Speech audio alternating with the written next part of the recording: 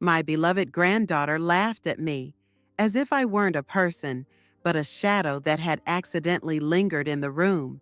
She rolled her eyes, called me offline, snorted that I wouldn't understand anything anyway. After all, I didn't even have Instagram. The others giggled, and their laughter echoed inside me like a crack across delicate porcelain. With one sentence, she erased me from her reality, and I smiled, quietly, tightly, as if that was all an old woman was allowed to do: stay silent, bake pies, and disappear without a sound. But that night, I didn't go to sleep. By the next morning, she wasn't laughing. She wasn't speaking. She couldn't even look me in the eye. And I simply sat on the porch with my tea for the first time in a very long while. Not silent, but heard. If this story resonated with your soul, click subscribe and let me know in the comments which city or country you're listening from. I'm truly curious to know where you're tuning in from. It was a Sunday evening in late October, the kind of evening when the air in Maple Glen, Pennsylvania, felt like something in between memory and smoke. Leaves had started to fall in uneven piles across the back porch, and the sun disappeared faster than it used to. The sky was already dark by 6, and the house smelled of baked chicken and rosemary biscuits. I had cooked, of course. I always did on Sundays. It was the one time of the week the whole family still sat down together, or at least pretended to. My son Mark had picked me up that morning from my apartment on Chestnut Lane. He lived on the other side of town, near the newer part of Maple Glen, where all the houses looked like they were copy-pasted from a real estate flyer. Clean white siding, black shutters, professionally landscaped lawns. Mark had done well for himself, senior systems analyst or something like that. He didn't talk much about his work anymore, just said it was boring but stable. His wife Dina was a realtor, always perfectly put together, always speaking like every sentence might become a slogan for a billboard. Their daughter, my granddaughter, was named Riley.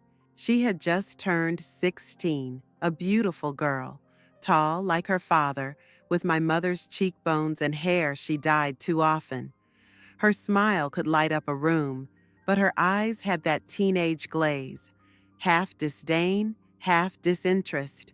Everything was either beneath her or irrelevant. I remembered that age. I remembered how everything seemed like it was happening too slow. Dinner was ready by 5:30. I set the table while they sat in the living room with their phones. I heard the buzz of notifications, the occasional forced laugh, the swiping of fingers against glass. The only sound that belonged to the house was the timer ding from the oven. When I called them in, they came slowly, as if the walk to the dining room was a burden. Riley didn't look up from her phone as she took her seat. She just shifted her thumbs across the screen and muttered something about her story still uploading. I had placed the chicken in a glass dish at the center of the table, surrounded by roasted carrots and buttered rolls. The gravy steamed in its small ceramic bowl. Everything looked the way it always had, but the energy was different, stretched thin like old elastic. They passed plates and murmured thanks. I tried to make small talk, asked Riley how school was going, if she was thinking about colleges yet. She snorted and said, "Nobody uses college anymore. Everyone's just building their brand online." Mark chuckled. Dina gave her that look mothers give when they want to correct, but are too tired to bother. I asked what kind of brand she meant. She rolled her eyes and finally looked at me, phone still in hand. "Like Instagram. You wouldn't get it, Grandma. You don't even have social media, right?" I said, "No, I didn't. Never needed it." And then she said it. "That's why you're invisible. You don't exist if you're not online." The words hit harder than she intended, I think. She said it with the flippant cruelty only teenagers know how to wield, where humor and venom blur until even they don't know which one they meant. Dina laughed, not maliciously, but enough to let it pass. Mark said nothing. He took another bite of chicken and reached for the salt. I smiled. Or at least I tried to. I had mastered the art of smiling without letting it touch my eyes, a skill I learned in courtrooms long before Riley was born. I told her I liked being invisible. It gave me more time to listen. She didn't hear me. She was already back on her phone, screen lighting up her face in that blue glow that made her look more like a ghost than a girl.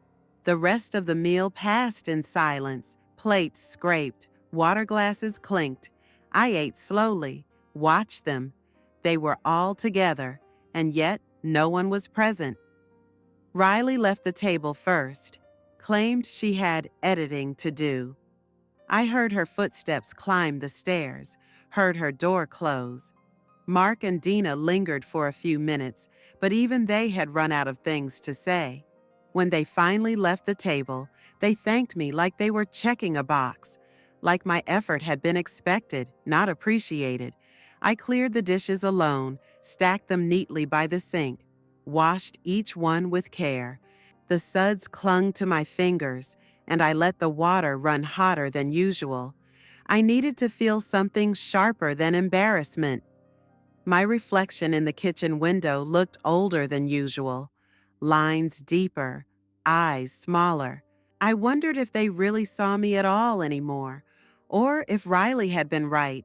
Maybe I had vanished the moment I stopped keeping up. Maybe being present at dinner wasn't enough. Not for this world. That night, when Mark drove me back to my place, we barely spoke. He had some podcasts playing in the car, something about productivity or finance. He dropped me off at the curb, gave me a hug that felt more like a pat, said he'd call next week. He didn't notice that I held on to the hug a second longer than usual. Inside my apartment, I turned on a lamp and sat on the edge of my bed. The house was quiet, still.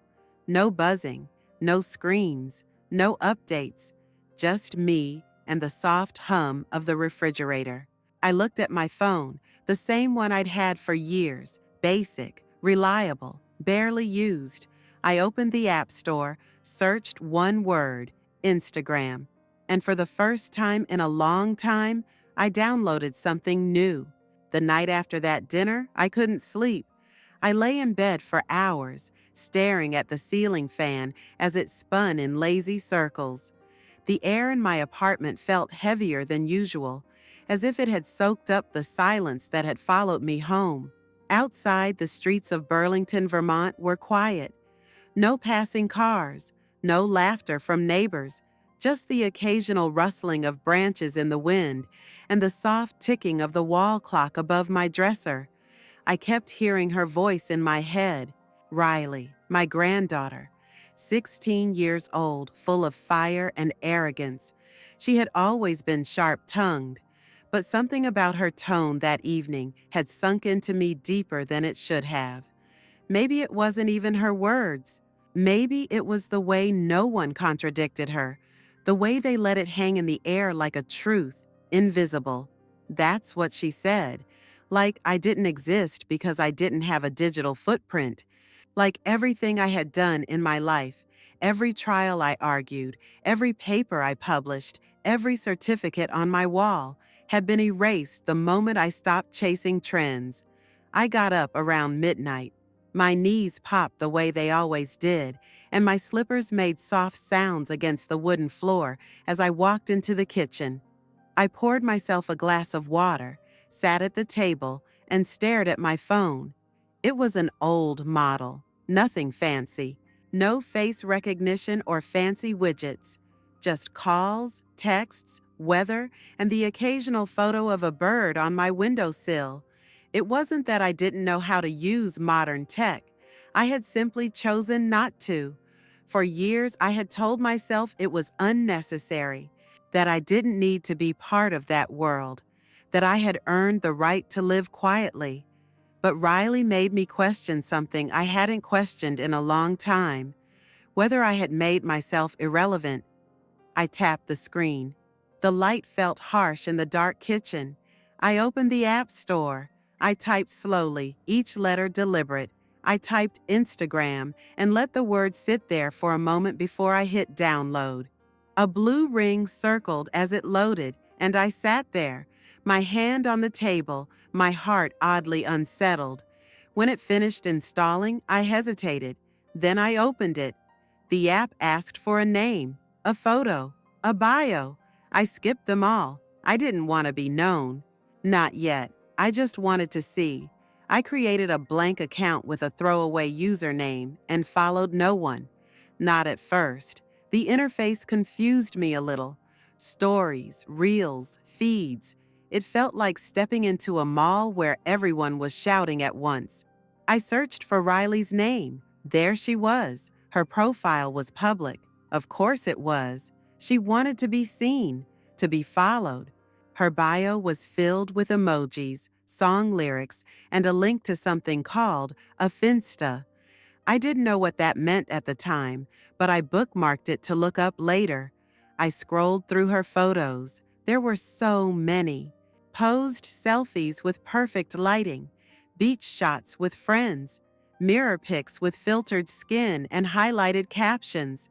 She looked older than she was, not in the way of wrinkles, but in posture, in gaze, in confidence, like she was performing a version of herself she hadn't grown into yet. The comments were worse than the photos. Boys calling her fire, girls telling her she looked unreal, laughing emojis, heart emojis, a sea of shallow validation. I kept scrolling. The deeper I went, the less I recognized her. This wasn't the girl who used to curl up in my lap with picture books or ask me about constellations. It wasn't that she was posting things that were dangerous exactly, but they were careless, too much skin, too many implications, phrases that hinted at things she didn't yet understand. I could see how she was building a persona, someone louder, riskier, edgier than she was in real life. And then I found the Finsta. I had to search for it manually. It wasn't under her name, but it didn't take long. The username was a twist on an inside joke I remembered hearing her say once. The profile photo was blurry, the name untagged, but I knew it was her. This account was private. I requested to follow. I didn't expect her to accept, but 5 minutes later, she did. She probably thought I was a bot or someone from school. She didn't even question it. And what I found in that private space made my chest tighten. Photos at parties I didn't know she attended. Drinks in red Solo cups. Boys twice her age. Posts mocking classmates, mocking teachers. Comments that danced on the edge of bullying, if not tipping all the way in. Her language was meaner here. Her smile more forced. The captions weren't clever. They were sad, insecure, clawing for attention. I saw pain under the surface and desperation. I sat there for nearly an hour scrolling, reading, saving things I wasn't sure why I needed to save. Maybe to protect her, maybe to protect others, maybe just because I didn't want to forget what I saw. By the time I went to bed, the sun was starting to rise. The birds were just beginning to sing, and the edges of the sky had turned gray-blue. I placed the phone face down on the nightstand and closed my eyes. I wasn't invisible, not anymore. I had entered their world, and I had no intention of leaving. I spent the next week gathering. I didn't rush. I moved slowly, methodically, like a woman sorting through old boxes in the attic. Each night, after the sun slipped behind the trees in Portland, Maine, and the coals settled in through the windows, I would make myself a cup of chamomile tea, wrap a blanket around my shoulders, and open the app again. It was 2024, but the glow of that screen felt like a portal to something timeless and dangerous, a place where memory could be edited, reality twisted, and truth buried beneath filters and trending audios. Riley, my granddaughter, had no idea I was watching. That in her eagerness to be seen by the world, she had made herself transparent to me. She posted every day, sometimes twice, sometimes more. I began documenting each post like an archivist. Screenshots were stored into neatly labeled folders on my laptop.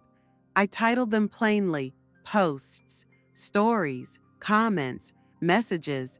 I didn't just save images, I saved conversations, usernames, timestamps. I saved evidence. What disturbed me most wasn't the content itself, although some of it made my stomach tighten. It was the consistency, the way she had built an alternate self through curated chaos. She'd created a second life where nothing mattered but attention, likes, reactions, and replies. Her real self, the girl who once asked me to help her make pancakes and cried when she scraped her knee, was nowhere to be found. On her real account, Riley was polished, all sunshine and sparkle, pastel filters, cropped smiles, poses that made her look older than she was. I saw her in designer hoodies, tight jeans, glossy lips. She spoke in captions written like mantras, vibes only, living my truth, no bad days. I saw through it, all of it. But on the private account, the Finsta, it was a different world. There, she cursed, she drank, she mocked classmates by name. She shared blurry videos from dimly lit basements with music so loud it distorted the speakers. There were boys, too many boys. One in particular kept appearing in the background, his arm slung over her shoulder, red-eyed and smirking. He didn't look like someone who belonged in a high school, and she didn't look like someone who wanted to be in one. I saw her take risks that terrified me. I saw her comment under someone's post with cruel emojis and a thinly veiled insult. I saw her post screenshots of group chats, private messages, laughing about people she called friends. It wasn't just immaturity, it was calculated. A performance, yes, but a cruel one. I tried not to judge, but I couldn't lie to myself. It hurt. It scared me. I saw a girl who was slipping inch by inch into a digital version of herself that had no boundaries, no filter, and no concern for consequence. And I couldn't shake the question, where were her parents in all this? Mark and Dina weren't oblivious. They were distracted. Dina was always running around, juggling open houses and staging projects. Mark stayed late at the office, claimed it was crunch season, though I suspected he just wanted the quiet. Riley had mastered the art of invisibility, not by disappearing, but by overwhelming, by being so loud and so present online that no one bothered to look beneath the noise. One night, I found a video in her stories that made me freeze. It was short, maybe 15 seconds, shot vertically. She was in a car. There was laughter in the background. Her face filled the screen. She was wearing lipstick far too dark for her skin tone, and her pupils were too wide. In the corner of the video, a bottle flashed briefly. Then it cut off, just like that. A fleeting moment. But I saw enough. I saved the clip, named the file Driving. It joined dozens of others in the folder that had grown heavier with each passing night. It wasn't just about what she was doing, it was about what she was documenting. She didn't think twice. She posted recklessly, forgetting that everything on the internet was permanent, that eyes might be watching, that nothing disappears. And maybe that was what haunted me most, that she didn't understand the value of privacy, that she didn't know what it meant to hold parts of yourself sacred, to protect what's real, to leave something unsaid. In my world, things that mattered lived off the record. In hers, nothing mattered unless it was documented. I began keeping a handwritten log. Old habits die hard. A legal pad with neat bullet points, date, post, caption, action. I wrote in black ink, my handwriting slow and steady. It gave me a sense of control in a space designed to take it away. I wasn't doing this to punish her. At least that's what I told myself. I wasn't trying to destroy anything. I just couldn't look away. I couldn't ignore what I saw. Because if I stayed silent, if I let it all slide past me, then I would be just as complicit as the strangers who double-tapped her chaos and moved on. And maybe, deep down, I was also preserving something. Proof of the girl I had once known. Or maybe proof of the one she was becoming. Each night I sat in that kitchen, the light dim above me, and I watched her build a version of herself that couldn't last. And with every screenshot, I wondered how far she would go before something finally broke, and whether I was the one who'd have to break it. By the second week of November, the trees in Providence, Rhode Island, had lost most of their leaves. The sidewalks were littered with brittle remnants of color, and the sky hung low and gray, promising early snow. I bundled myself in my coat and walked to the market every morning, just to breathe air that wasn't filtered through LED screens and Bluetooth devices. It gave me time to think, time to process what I was becoming. I wasn't sure when concern had turned into strategy. It wasn't a moment. It was a slow drip, one image at a time, one story at a time. I hadn't planned to intervene. I truly hadn't. But after nights of watching Riley post pieces of herself she couldn't get back, I knew I couldn't keep sitting on the sidelines like I had for the past year. I had to do something. But I also knew that saying something, just speaking, would never work. She didn't listen to lectures. She didn't respond to warnings. If anything, confrontation only made her perform louder. It wasn't that she didn't care about the truth. She just didn't believe it applied to her. So I began to plan, slowly, carefully. The first step was getting off the sidelines. I deleted the blank account I had been using to watch. It served its purpose, and I was tired of hiding in a shadow of numbers and silence. I made a new one.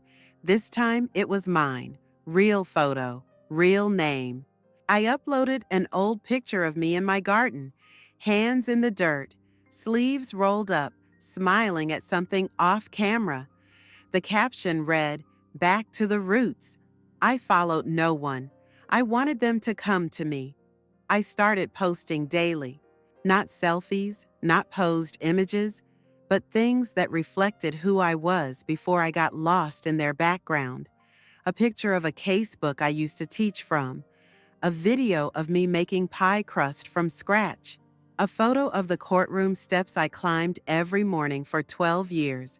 The responses were slow at first, polite likes from distant relatives and a few retired colleagues. But eventually, Riley saw it. I knew she had. Her patterns changed. She made fewer posts that week. Her stories were shorter. Her captions grew quieter. She didn't say anything, but I could feel her attention shift. I had disrupted the narrative she built simply by existing outside it. Then came the second part of the plan, curating the message. I sorted through the screenshots I had saved, the clips, the comments. I selected the ones that said the most with the least. I wasn't looking to shame her. I was looking to hold up a mirror. I chose 3 images. One, a screenshot of her mocking a classmate for wearing thrifted clothes. Another, a caption from her Finsta where she bragged about cheating on an exam, laughing at how adults are too easy to fool. And the third, a video of her at a party, clearly intoxicated, stumbling as she flipped off the camera. I wrote a caption. I rewrote it 20 times. It had to say just enough, not too much, not too little. I didn't want to destroy her. I just wanted to stop her before she destroyed herself. I settled on this. Sometimes we forget who's watching. Sometimes we forget we're watching ourselves. I scheduled the post. I used an app for that, something I had never done before. I set it to go live on a Friday evening, right before dinner, when most teenagers were scrolling through their phones, trying to find plans or validation. It was the perfect time. The third part of the plan was preparing for the aftermath. I knew there would be backlash, confusion, denial, anger, maybe even fear. But I wasn't afraid, not anymore. I had spent too much time letting fear keep me quiet, afraid to lose her, afraid to seem out of touch, afraid to be the one who took away her freedom. But the truth was, she didn't know what freedom was. Not really. I drafted a letter to Mark and Dina. I didn't plan to send it unless I needed to, but I wanted it ready. In it, I explained everything. The account, the screenshots, the post, why I did it, how I got there. I left nothing out, no emotion, no excuse, just facts, written plainly from one adult to two others who had forgotten how much their daughter was still learning. The last part of the plan was prayer, not the kind you do with hands folded in church pews, the kind you whisper in the dark when you're not sure if you're doing the right thing, but every cell in your body tells you silence is no longer love. I didn't pray for her to be punished. I prayed for her to wake up, to see the space between the person she was pretending to be and the one she still had time to become. On the day before the post went live, I baked cookies, not because anyone would come over, but because I needed the house to smell like something good. I played Billie Holiday on vinyl and let the music fill the rooms. I watered my houseplants. I ironed napkins I didn't plan to use. I lived my day like it was any other, because I wanted to remember who I was, just in case everything changed tomorrow. It was early evening in Asheville, North Carolina. The light had turned that particular shade of gold that only lasts 10 minutes before the sky folds into dusk. The town moves slower this time of year, mid-November, just before the real cold set in. I could hear wind brushing against the old oak outside my window, and in the kitchen, the kettle began to whine softly. I turned off the burner and poured the hot water over my chamomile tea, letting the scent calm my nerves, though nothing in my body felt calm. The post was scheduled for 6 p.m. sharp. I had checked it twice, once in the morning, once in the afternoon. The images were already cropped, framed, and captioned. The caption had taken me hours to settle on. I didn't want it to sound bitter. I didn't want to scold. I wanted it to reflect weight, consequence, not a warning, but a reflection. I had written, "We become what we post. Every word, every gesture, every joke we make in public says more than we realize. Maybe it's time someone said it back." The account was under my name, Margaret L. Hart. No initials, no username games, no hiding. I didn't tag Riley. I didn't use hashtags. I didn't direct it toward anyone. But I knew exactly who it was for, and I knew exactly who would see it. I sat at the dining table, the phone screen dark, resting in front of me like a closed door. The house was quiet. No television, no music, just the hum of the refrigerator and the faint creak of the wooden floor beneath my slippers. Outside, the last of the daylight slipped behind the hills. I could see porch lights beginning to flicker on up the street. Somewhere, someone was raking leaves. Somewhere, someone was setting a table. Life, indifferent to digital consequence, went on. And then, at exactly 6 the notification lit up on my phone. "Your post is now live." I didn't touch the phone.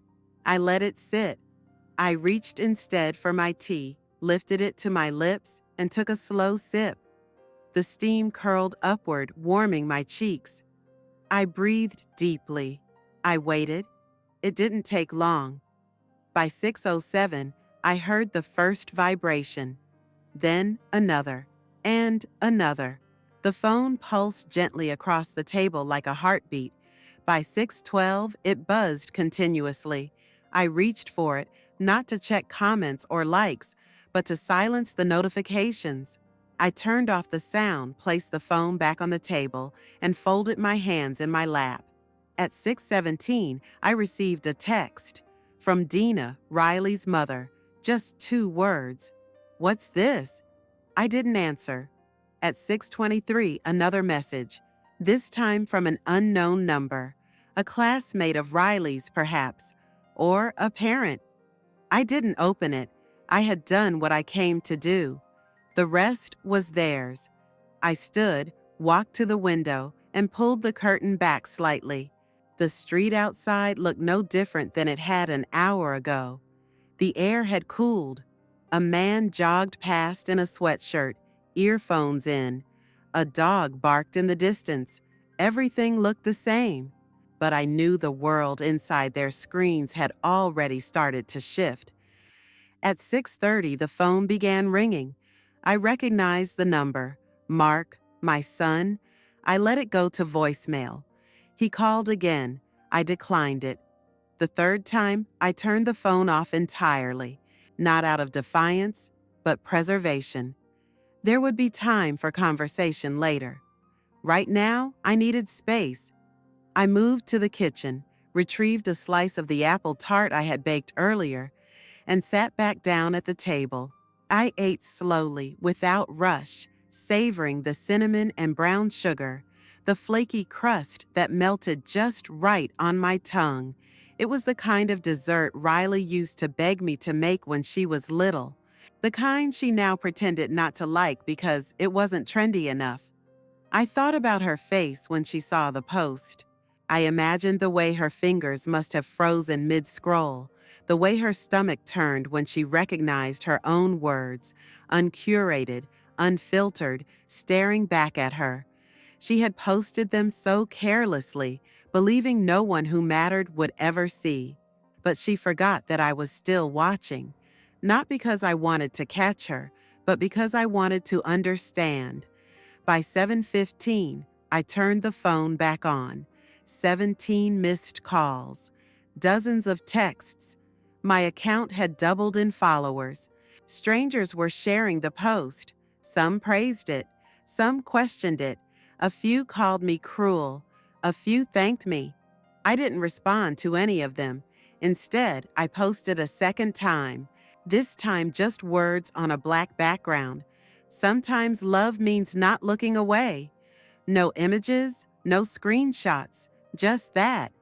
Then I logged off. I closed the app, set the phone down, and went to my sewing machine. I had a patchwork quilt I'd been meaning to finish for weeks.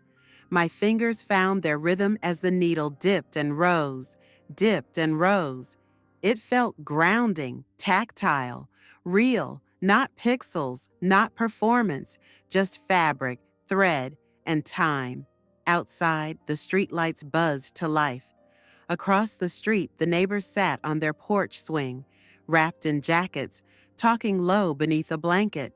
And somewhere, not far from me, a girl sat in a room lit only by a screen, seeing herself for the first time through someone else's eyes. By morning, the storm had arrived, not in the sky over Madison, Wisconsin, where the weather remained cool and dry, but through the screens that governed everyone's lives. There was no thunder, no lightning, no rain, just the quiet buzz of digital fury. My phone began vibrating before I had even finished pouring my coffee. It rattled against the counter, insistent and angry, like a hornet trapped in a jar. I didn't look at it right away. I moved through my morning the way I always did. Slow, steady, intentional. I folded the dish towel, opened the blinds in the living room, let the pale light spill across the hardwood floor. I fed the cat. I toasted a slice of bread and smeared it with peach preserves. I sat at the table and ate it in silence while the phone continued to buzz. At 7:42 a.m., there was a knock at the door. Not the mailman, not a neighbor. It was Mark. I opened the door and saw the strain in his face before he spoke. He looked tired, like he hadn't slept, and I imagined he hadn't. He stood with his hands clenched in his jacket pockets, his shoulders stiff. His jaw moved once, twice, as if trying to shape a sentence and failing. He didn't raise his voice. He didn't ask to come in. He simply said, "We need to talk." I stepped aside. He walked past me into the kitchen and sat in the chair I had just vacated. I made him coffee without asking. He didn't thank me. He asked why I had done it, why I hadn't come to him first, why I had embarrassed his daughter, why I had gone public. I listened to every question. I watched his hands shake slightly as he gripped the mug. I let the silence stretch long between us. Then I told him everything. I told him what I had seen, what I had saved, what I had read with my own eyes, not from secondhand gossip or assumptions, but from Riley's own posts, her own words, her own performances. I told him how many nights I had sat alone, watching her unravel herself one image at a time. I told him about the cruelty, the recklessness, the danger. He interrupted, said I should have come to him, said this should have stayed in the family. But I asked him what family means when no one's paying attention. I asked him when the last time was that he looked beyond the surface of his daughter's life.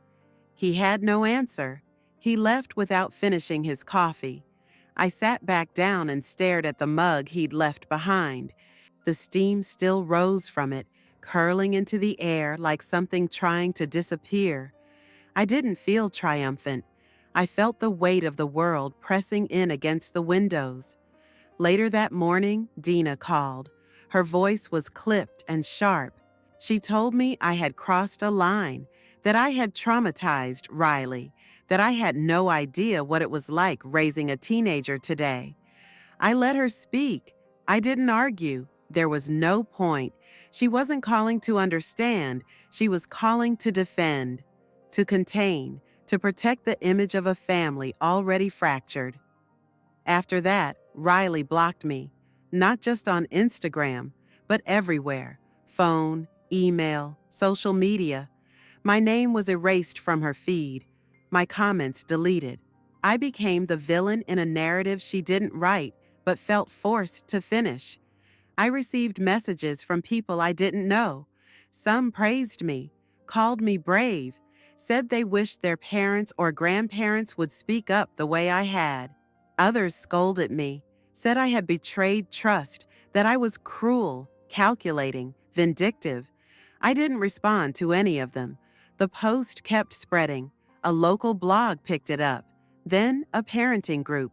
Then a high school teacher I used to work with shared it, writing something about accountability and silence. The image had become untethered from my control. It was no longer mine, not really. It belonged to the wind. At noon, I turned off all notifications. I shut down the app and placed my phone in the drawer by the sink. I went for a walk through Vilas Park. The sky was overcast, and the ducks were gathering near the pond. I sat on a bench by the water and watched the world exist without hashtags, without updates, without likes or comments. It was a strange relief. I thought about Riley. I imagined her curled up in her room, curtains drawn, her face pale and clenched. I didn't want her to be hurting. I didn't want to break her. I only wanted her to see herself clearly, to pause long enough to feel what she'd been putting out into the world, to stop performing and start thinking. That night, no one called. No one came over. The house was still, and I moved through it like someone waiting for the rain after a fire. I heated up a bowl of soup, ate it while standing at the kitchen counter, and turned the lights off early. The quiet wasn't peaceful, but it was honest. And honesty, even when it storms, always leaves room for something to grow. The fallout didn't come all at once. It rolled in slowly, like fog over the lake near my house. At first, it seemed like things might simply go quiet, that perhaps after the chaos of the post and the backlash and the silence, Everything would dissolve into that numb kind of forgetting families sometimes lean on when the truth is too uncomfortable. But forgetting is a luxury reserved for people who weren't paying attention in the first place. I had been paying attention for too long to pretend now. It was the Monday after Thanksgiving when I saw Riley again. It had been a week since the post, a week of silence, of unanswered calls, of blocked numbers and closed doors. Mark texted me the night before, said they'd be stopping by after school. He didn't ask, he didn't explain. He simply stated it like a weather report. The knock came at 4:10 p.m.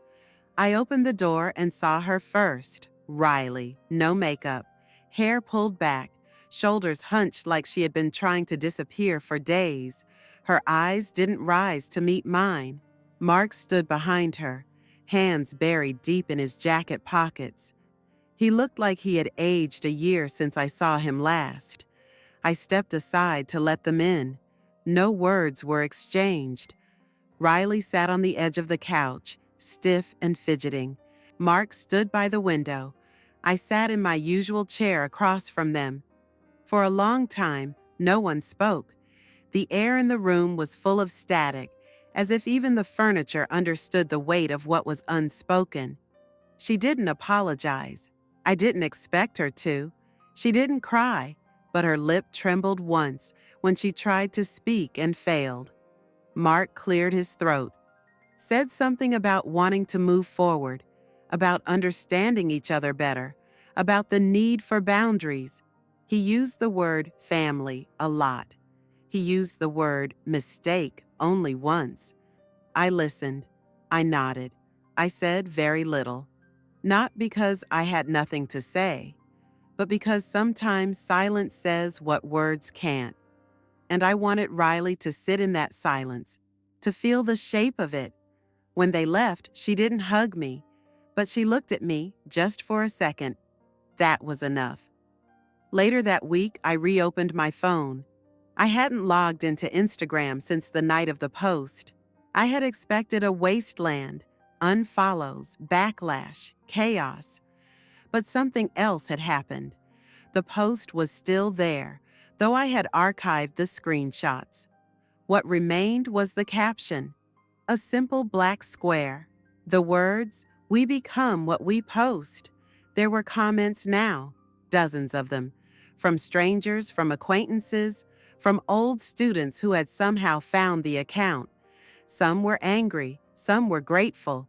A few shared their own stories about daughters, grandsons, friends who had slipped into online versions of themselves they no longer recognized. Some were just there to listen. I read them all. I didn't reply to any of them. A week later, Riley unblocked me. No message, no explanation. But I could see her stories again. Something had changed. The images were different now, less polished, more mundane. A photo of her cat curled up in sunlight. A picture of the fall leaves on the school steps. A blurry shot of her bedroom ceiling with the caption, "Slow day." She was quieter, smaller, but not in the way that meant defeated, in the way that meant human. It felt like a beginning. Dina never reached out again. I wasn't surprised. She had always been the type to confuse confrontation with betrayal. I held no resentment toward her. She was doing what she thought she had to do. We all were. Mark called occasionally. He asked how I was, said he missed my cooking. I invited him over. He didn't come, not yet, but I heard the intention in his voice, and sometimes that's enough to wait for. December came early that year. The first snow dusted the ground by the second week. I hung my old winter wreath on the door and spent more time baking. I donated half the apple pies to the local shelter and froze the rest. I started writing again, small essays, notes, fragments of thought I hadn't made room for in years. I kept a notebook beside my bed, filled it with memories of my childhood, of Riley as a toddler, of the trial I won in 1993 that no one in my family ever asked me about. I didn't know what our relationship would look like going forward. I didn't pretend things would go back to the way they were. They shouldn't. But something was opening. A door, a window, a space between us that wasn't performance or punishment. And if she ever chose to step into it, I would be there. Not as a follower, not as an audience, not as a quiet old woman in the background, but as myself, always watching, always listening, always waiting for her to remember that I was never invisible. Not really. It had been almost 2 months since the post. 2 months since the storm had passed through our quiet neighborhood and left behind a different kind of silence. Not the cold, avoiding kind we had all grown so good at, but something else, something more open, more watchful, like walking into a room where someone had just spoken the truth out loud, and now nobody quite knew what to do next. I wasn't using the old account anymore. I had left it up, but I no longer posted there. It had served its purpose. That account had been a mirror, one I had held up when no one else would. It didn't feel like mine anymore. It belonged to the moment, to the fallout, to the reckoning. So I made a new one. I created it on a quiet morning just after New Year's. The sky was unusually clear for January, and the pine trees in the backyard looked etched in crystal. I had taken my morning walk through Buffalo Park, breathed in the frost-hardened air, watched a hawk circle above the canyon ridge. Something about the way it hovered without effort made me feel ready to begin again.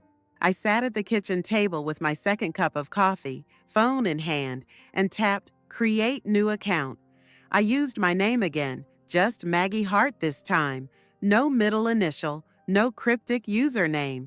I uploaded a photo taken the week before, one where I stood near the fence line behind the house, wrapped in my flannel coat, smiling without knowing someone was taking my picture. The bio was simple. Retired lawyer, amateur gardener, full-time observer. This account wasn't for Riley. It wasn't for Mark or Dina. It wasn't for proving anything or exposing anything or reminding anyone what they had forgotten. It was for me. I started slow, a photo of my tulips starting to break through the dirt in the pot on the windowsill, a close-up of the sourdough loaf I had managed not to burn, a video of the wind chimes on my porch during a rainstorm, the sound delicate and soft and clean. To my surprise, people followed, not hundreds, not strangers from viral reposts, just quiet accounts, women in their 60s and 70s, a retired librarian from Oregon, a widowed nurse from Minnesota, a woman in Georgia who wrote poems about her dogs and crocheted blankets for NICUs. They sent little messages, nothing heavy, just comments that felt like real conversation. Love this view. Reminds me of my grandmother's kitchen. My daffodils haven't bloomed yet either. It was connection without performance, a kind of community that didn't demand perfection or provoke envy. Just a handful of women posting what they noticed, what they loved, what they missed. It felt like discovering a room that had always existed but no one had ever invited me into. Riley hadn't followed the new account. I didn't expect her to. She hadn't said much since that one visit. A few texts here and there. A birthday card in the mail with "Love you" written in sharp, straight letters. We were still rebuilding carefully, like stacking stones in a shallow creek. Each moment had to balance, or everything would shift. But I noticed her watching. She didn't like posts. She didn't comment. But sometimes her name appeared in the viewed by list of my stories. She watched my garden grow. She watched the pie crust I floured and folded. She watched the sunrise over the canyon rim. She watched, and that was enough for now. The new account became a kind of journal, a way to remember who I was when no one was asking me questions. I shared memories sometimes, brief ones, A photo of my first courtroom badge, the leather briefcase I never replaced, a ticket stub from a Miles Davis concert in 1977. I didn't explain them. I just let them sit there, like pebbles along the path. And then, one afternoon, it happened. I had posted a photo of my mother's ring, a simple gold band with a garnet set in the center. I had worn it every day since she died. The caption read, "She taught me how to speak softly and still be heard," and Riley commented, "Just one word, beautiful. No emoji, no sarcasm, just that." It sat there like a breadcrumb. I didn't reply. I just left it, let her know I saw it. That I understood. A few days later, she posted a photo of the desert sky at dusk. Her caption said, "Trying to slow down." And for the first time in a long time, it didn't feel like she was performing. It felt like she meant it. I followed her again.